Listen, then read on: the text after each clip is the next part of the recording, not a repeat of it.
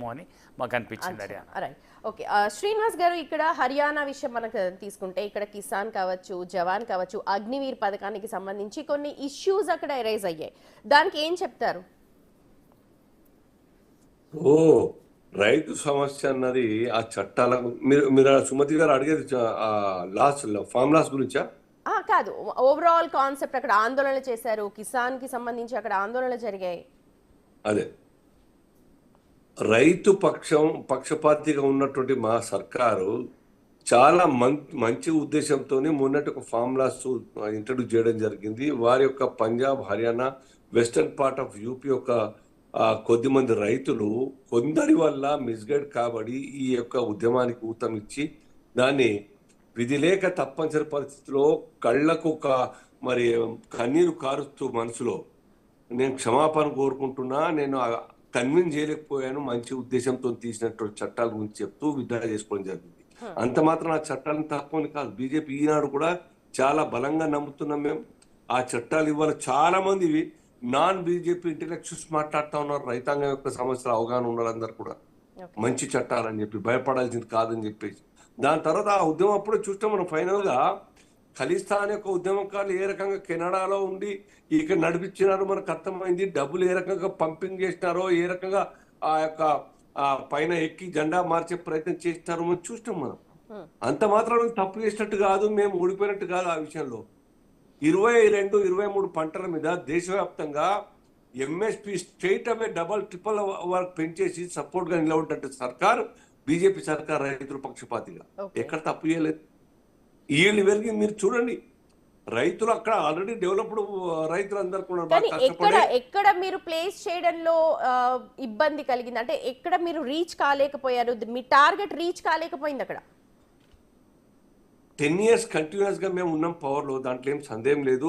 గొప్ప అక్కడ కొద్దిగా ఆ యొక్క రైతాంగ వర్గంలోని కొన్ని పక్షాలు కావచ్చు, లేకుంటే జాట్ పాలిటిక్స్ కారణంగా కావచ్చు, ఆ కమ్యూనిటీ చాలా బలమైనటువంటి ఒక కమ్యూనిటీ. కాంగ్రెస్ పార్టీ హోల్డ్ చేసుకున్నది.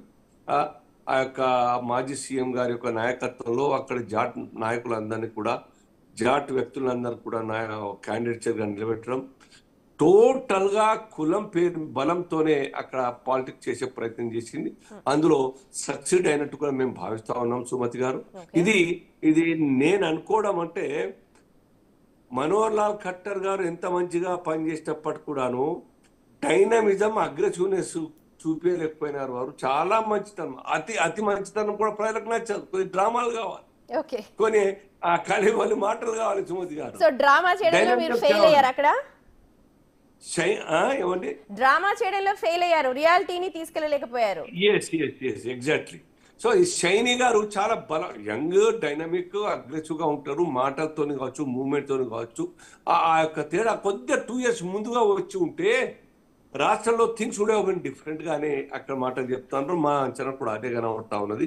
ఇవాళ ఏదేమైనా కానీ మేము తప్పు చేసి పవర్ సరే, రైతుల విషయంలో మీరు డ్రామా చేయలేకపోయారు. అగ్నివీర్ విషయంలో, ఎందుకంటే హర్యానా, పంజాబ్ నుంచి ఎక్కువ మంది సైన్యంలోకి వెళ్ళే అవకాశం ఉంటుంది, అక్కడ ఆందోళనలు కూడా అంతే స్థాయిలో జరిగాయి అగ్నివీర్ సంబంధించి. దీనికి ఏం చెప్తారు మరి? ఇప్పుడు అగ్నివీర్ ఎవరైనా తప్పంటే దానికి లా ఆర్గ్యూ చేద్దాం అమ్మా. కేవలం భారత్ లో అగ్నివీర్ మీరు నేను ఆర్గ్యూ చేయడం కాదు ఇక్కడ విషయం. అక్కడ ప్రజల్లోకి దీని ఎసెన్షియాలిటీ అంటే దీని ఇంపార్టెన్స్ తీసుకెళ్లడంలో ఫెయిల్ అయ్యారు అనుకోవాలా? ఎందుకంటే మెజారిటీ పంజాబ్, హర్యానాలో చూస్తే ప్రతి ఫ్యామిలీ నుంచి కూడా మనకు సైన్యంలోకి వెళ్ళే వాళ్ళు ఉంటారు, మిగిలిన అన్ని రాష్ట్రాలతో కంపేర్ చేస్తే. అలాంటి వాళ్ళే అగ్నివీర్ లాంటి పథకాన్ని ఎందుకు వ్యతిరేకించారు మరి? ఒకటి, ప్రజల యొక్క ఈవెన్ మీరైనా నేనైనా మన యొక్క మానసిక స్థితి ఎట్లుంటుంది సుమతి గారు? ఏదైనా కొత్త సంస్కరణ వస్తూ ఉంటే దాన్ని ప్రోస్ అండ్ కాన్స్ అన్నీ కూడా క్షణాల్లో లేకుంటే మినిట్స్లో జడ్జ్మెంట్కి వచ్చే అవకాశం ఉండదు. Unless and until some time is passed, over a period of time కొద్దిగా వాస్తవాలు తెలిసిన తర్వాత ఒపీనియన్ భిన్నంగా ఉన్నదాన్ని పాజిటివ్గా తీసుకోవచ్చు, పాజిటివ్గా ఉన్నదాన్ని నెగిటివ్ తీసుకోవచ్చు. కానీ శక్తులు కొన్ని, కాంగ్రెస్ లాంటి పార్టీ లేదా కమ్యూనిస్ట్ పార్టీలు, ఆ కమ్యూనిస్ట్ కంట్రీలు కావచ్చు, లేకుంటే సోకాల్ డెమోక్రటిక్ కంట్రీస్ కావచ్చు, విదేశాల్లో ఉన్నట్టు సేమ్ స్కీమ్ ఇక్కడ ఇంట్రడ్యూస్ చేస్తే అక్కడే అపోజ్ చేయరు వాళ్ళు కమ్యూనిస్ట్ వాళ్ళు. ఇక్కడేమో అపోజ్ చేస్తా ఉన్నారు. ఏంది దాని అర్థం ఏంది?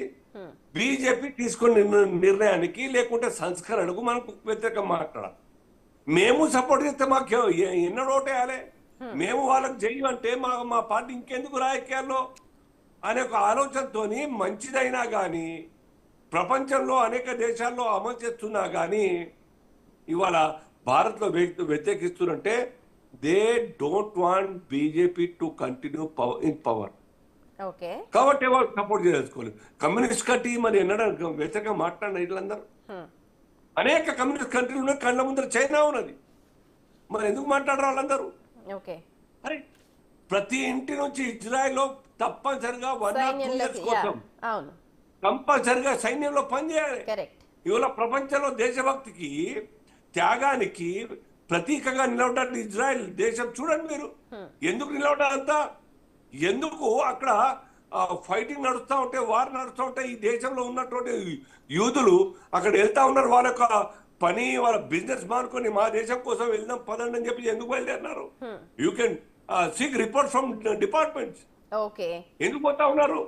ఎస్, నేను కూడాను ఈ యుద్ధంలో పార్టిసిపేట్ చేస్తాను, నా యొక్క కర్తవ్యం నిర్వర్తిస్తానని చెప్పేసి ఆయన వంట చేస్తాడా, సామాన్లు అందిస్తాడా, యుద్ధంలో పోతాడా, డ్రైవింగ్ చేస్తాడా, వాట్ ఎవర్ ఇట్ ఈస్, దానికోసం ఆ యుద్ధంలో పార్టిసిపేట్ చేయకపోతా ఉన్నారు. కిసాన్ జవాన్ అయిపోయింది. రెజ్లింగ్ కి సంబంధించి కూడా హర్యానాలో మనం చూసాం.